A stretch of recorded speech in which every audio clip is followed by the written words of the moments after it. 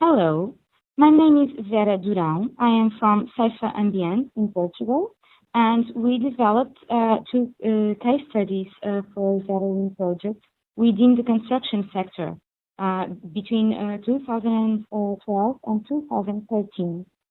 I am presenting now the case study developed about demolition works in Portugal. I will give you a short overview on the demolition project, then explain better the case study, and provide you with some results and impacts of the case study implementation. The demolition case study was composed by 3 demolition sites. 2 of the identified demolition sites were public works within a program for the renovation of high schools in Portugal. The first site was the demolition baseline scenario, so it was only monitored and data were collected about demolition processes, also about material flows management. The second site was a similar project within the same high school renovation program, and it had already a selected demolition plan, and some improvement measures were implemented in the demolition in second site. The third site identified for this case study was a private work. It was a set of industrial facilities near Lisbon, and it was developed with a higher level of improvement measures. So the selective demolition plan was better implemented, and other material management measures were also implemented. In any cases, the usual picture in Portugal is that the actors involved are the landlord, which contracts a main contractor, and these main contractor has subcontractors. And legally, each subcontractor is responsible for managing their own waste. So we have here a network of actors within the site already, and then we have also outside the site a network composed by the waste managers in demolition, because we are talking mostly about secondary material and waste management. So subcontracts in demolition are mostly dismantling subcontractors, which are separating some elements, the dry elements, that are easily removed from the building. Then we have the demolition itself, which is usually done with resource to heavy machinery.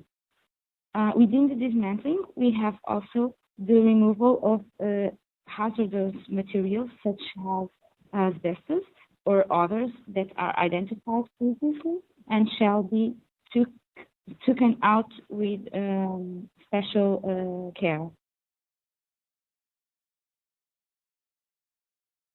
For this project, CEIFA, which is a research entity, counted on the support of industrial stakeholders.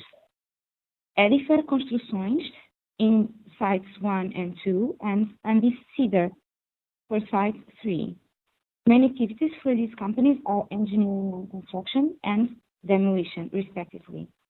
They were invited to participate in these case studies, and they saw here an opportunity to develop their environmental competences within their commercial activity.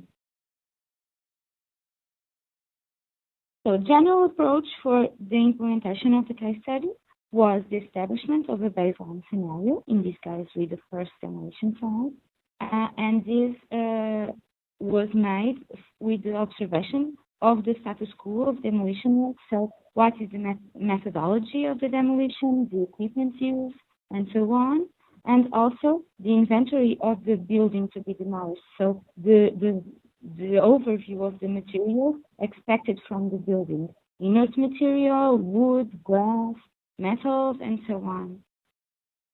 And then from this baseline scenario, an improved scenario should be developed.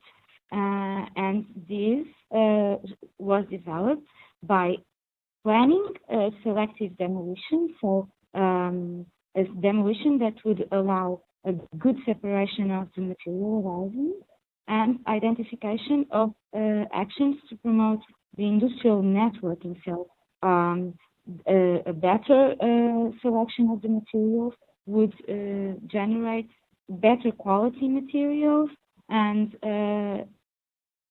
other actors had to be identified that could use these secondary materials and avoid them to go to landfill or other end-of-line destination. Assessment of results, of course, is required in any case study. So, site methodology initially was overthrow technique and generated mostly mixed materials that were not good for use as secondary materials because they were too much contaminant materials. So better solution was the cutting machine after the dismantling of dry elements, and this would generate segregated material flows. Site methodology concerning logistics would included the preparation of materials containment and its forward to the actors that were supposed to use those materials or manage those waste. So the instruments used for the improvement scenario were a waste management plan that had the quantification of expected waste and materials arising, so that they could be the solution for this management could be foreseen before the demolition works. Selective demolition plan allowed the arising of better quality materials. Binding objectives, including in the contract, would oblige the contractors and subcontractors to actually perform the actions, because in the construction sector in Portugal, we realized that if there are not legal obligations or binding obligations, contractors just do as they used to do and have no bigger environmental worries or anything like that. So it is important to have binding objectives in the contracts once and legal obligations are not so tight in Portugal. The close cooperation between the RTD team and the practical actor was also important, because we needed to make them feel we are not the policy, we are not there to oblige them to do anything. We are just a facilitator that wants to help them get better results, either in environmental but also in economical aspects. The networking to exploit economical potential of material recovery, because it's not very usual to have this network for waste management. The market is not very receptive to secondary materials, so it is important to bring to the light the economical potentials of this recovery. And communication, it is very important. We noticed that it was very important to show the good results obtained. So people were proud of their commitment and of their results. So it is important for them to be allowed to show it.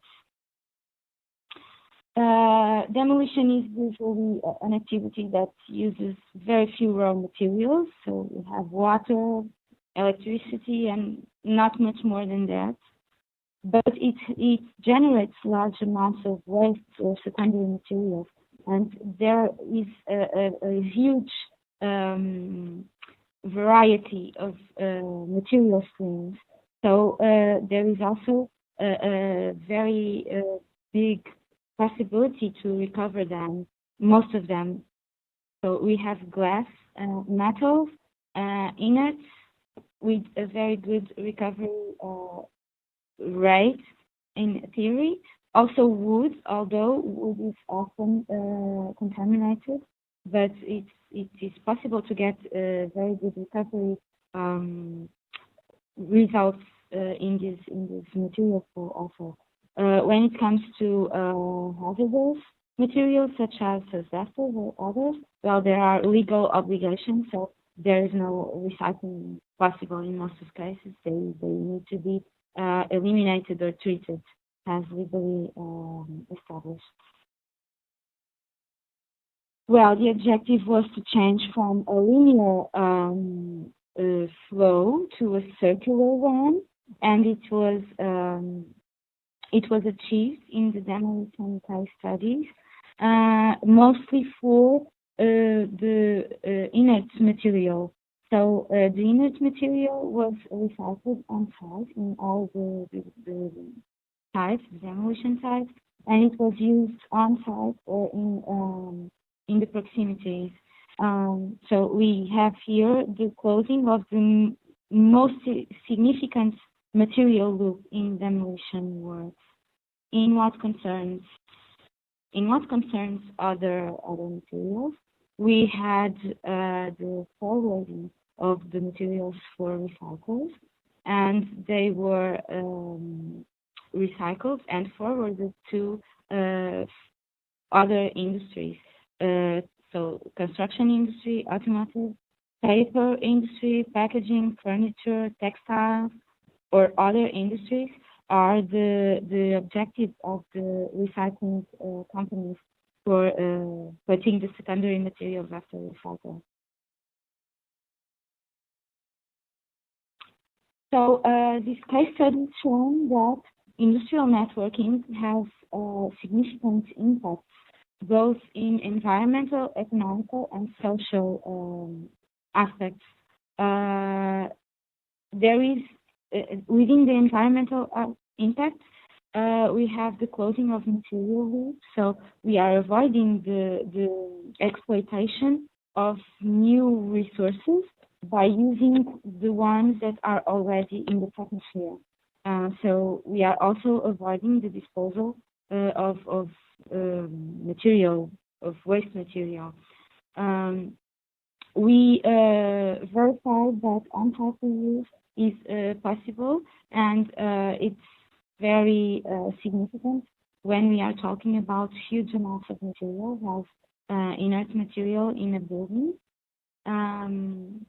Better logistics solutions on-site have, such as a reduction of volume by shredding waste or by segregating waste material streams, causes a significant reduction of transport needs. So we have here also a reduction of greenhouse gas emissions. The change on the demolition techniques from overthrow only to other manual removal of materials and so on caused also a reduction of greenhouse gas emission and noise emission on site. In what concerns economic impacts, these kinds of cooperation and networking to create better opportunities for recycling industries and also for industries that can use secondary materials as their raw material. So it's a possibility to increase commercial exchanges at regional level and for the creation of high-value materials from waste. Lastly, but not the least, we have here, with the growth of new industries and new opportunities, a promotion of employment and eventually the decreasing of labor accidents with the use of less heavy machinery and the increase of environmental and social awareness from the involved industry. Hope this was interesting to you, and we are available for any questions you may have. Thank you for your attention.